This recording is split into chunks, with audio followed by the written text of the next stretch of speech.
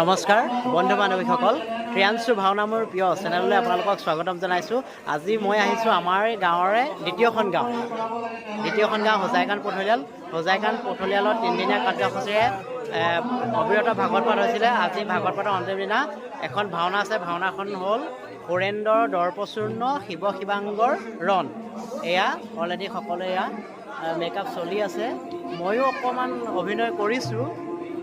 খন্তেক পিছতে মই মেকআপ কৰিম। এয়া সকলো মেকআপ কৰি আছে, আপোনালোকে চাই থাকিব। আজি ভাওনাখন ভাল হ'ব। এয়া মেকআপ চলি আছে। এয়া সাজ সজ্জা চলি আছে। এয়া গায়ন বায়নৰ এয়া সাজু হৈছে। খন্তেক সময়ৰ পাছতে আমাৰ ভাওনা আৰম্ভ হ'ব, আপোনালোকে চাই থাকিব। এয়া গায়ন বায়ন এয়া ৰেডি হৈছে।